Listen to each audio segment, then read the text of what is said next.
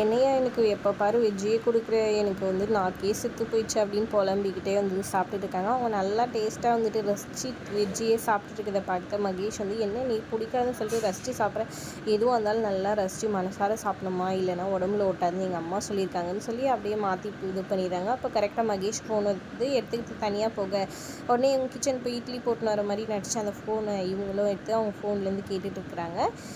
அப்புறம் இது normal office காலாக இருக்குது சரின்னு வச்சுட்டு வந்துடுறாங்க. திரும்பவும் சாப்பிட்டுட்டு இருக்கும்போது திரும்பவும் ஒரு ஃபோன் கால் வருது. எழுந்து போகிறாரு. இவங்க திரும்ப கேட்க, என்னடா இது இதுவும் ஆஃபீஸ் காலாக இருக்கேன்ட்டு அப்படியே கட் பண்ணிட்டு வைக்கிறாங்க. அதுக்கப்புறம் சாப்பிட்டு முடிச்சுட்டு போயிடுறாங்க.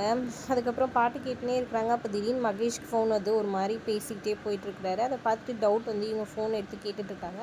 அப்போ அந்த ரவுடிங் கிட்ட தான் பேசிகிட்டு இருக்காங்க. ரவுடிங் வந்து அந்த அம்மாவுக்கு கொஞ்சம் உடம்பு முடியல, அதனால டாக்டர் வந்துட்டு பார்க்கறதுக்கு கூட்டிகிட்டு வந்தேன்னு சொல்கிறாங்க. டாக்டரா, ஐயோ வெளியே தெரிஞ்சிட போகுது அந்த அம்மா அங்கே இருக்கிற விஷயம் அப்படின்ற மாதிரி சொல்ல, அதெல்லாம் ஒன்றும் தெரியாது, நீ கவலையே படாத, எனக்கு தெரிஞ்ச டாக்டர் தான் சார் அப்படின்ற மாதிரி மகேஷ் கிட்டே சொல்கிறாங்க. சரி சரி நான் வரேன், அந்த அம்மா கொஞ்சம் நல்லா காத்தோட்டமாக இருக்க இடத்துல இது பண்ணுங்கள், அந்த அம்மா வாயை கட்டி விடுங்க அப்படின்ற மாதிரி மகேஷ் சொல்லிடுறாரு. சொல்லிவிட்டு அந்த அம்மாவை பார்க்கறதுக்காக கிளம்புறாங்க. அப்போ கண்டிப்பாக வந்துட்டு இது முருகனனோட அம்மா தான், இவன் எங்கேயோ வச்சுருக்கான், எங்கே வச்சுருக்கான்னு இவனை ஃபாலோ பண்ணால் தெரிஞ்சிடும்னு அஞ்சலி உடனே வந்து ஒரு கால் டாக்ஸியில் வந்துட்டு பின்னாடியே ஃபாலோ பண்ணிக்கிட்டு போயிட்டுருக்குறாங்க ஒரு பக்கம். அதுக்கு முன்னாடியே வந்துட்டு இவருக்கு டவுட் வந்தது, ஒரு வேளை இவ பேசுறது கேட்டுட்ருக்காளுன்னு சொல்லிட்டு அவங்க ஹெட்ஃபோன் போட்டிருக்கும்போது ஹெட்ஃபோனும் வாங்கி இவர் கேட்குறாரு. பார்த்தா பாட்டாக இருக்குது. நல்ல வேளை தப்பிச்சோண்டான்ற மாதிரி அஞ்சலி இது பண்ணிக்கிறாங்க. ஃபாலோ பண்ணிக்கிட்டே போயிட்டுருக்காங்க. ஒரு பக்கம் அவங்க அக்காவுக்கு ஃபோன் பண்ணி இந்த மாதிரி விஷயம் சொல்கிறாங்க. பத்திரமா எப்படி எந்த இடத்துல இருக்க சொல்லு, நான் வரேன்னு சொல்கிறாங்க. இல்லைக்கா நான் பார்த்துக்கிறேன் அப்படின்ற மாதிரி சொல்லிவிட்டு இவங்க போகிறாங்க. ஒரு பழைய பில்டிங் மாதிரி இருக்கா, அந்த இடத்துல போயிட்டு அந்த அம்மாவை அடிச்சு வச்சுக்கிட்டு இவங்க கவனிச்சுறாங்க.